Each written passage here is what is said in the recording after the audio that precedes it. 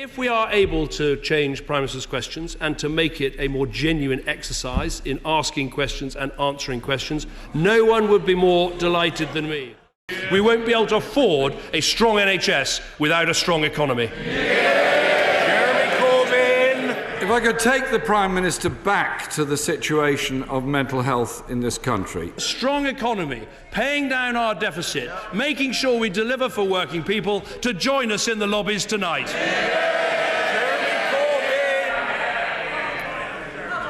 It would be very nice if the Prime Minister actually answered the question I asked. Because none of these services, none of these things, not even strong defence, is possible without a strong economy.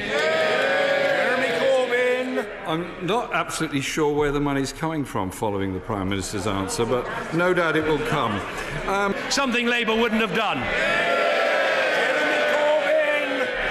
Mr. Speaker, of course the rainfall was excessive, of course the river levels were high. But the Prime Minister has still not answered the question on the Leeds flood protection scheme. Mr. Speaker, it's very strange that when I've asked a question about Leeds flood defence, then on Cumbria flood defence, the Prime Minister still seems unable to answer. Can he now tell us if there is going to be funding for those schemes? But we can only do that with a strong economy, an economy that is growing, where more people are in work, more people are paying taxes. We've got the strength to solve this problem of floods, and we will do it in a proper way. Mr. Speaker, the Prime Minister hasn't answered on Leeds, he hasn't answered on Cumbria, he hasn't answered on the warning from Professor Mellors. Who want a better start in their life.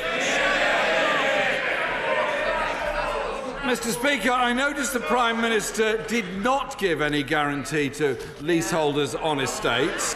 The Prime Minister gave no assurances to tenants, no assurances to leaseholders, no assurances to low-paid people who want to get somewhere decent to live. Can I ask him one final question on this? And it's a practical question that is faced by many people all around this country who are deeply worried about their own housing situation and how they're going to live in the future. It comes from Linda, who's a council tenant. So will families earning his so-called national living wage be able to afford one of his discount starter homes? I very much hope they will, because we're also, as well as starter homes...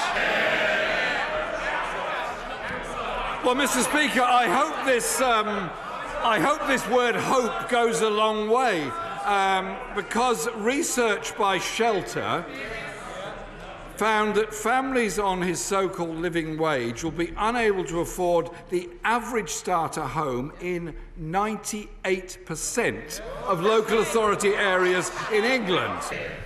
Last week, I asked the Prime Minister the same question 6 times, Mr. Speaker, and he couldn't answer. He's now had a week to think about it.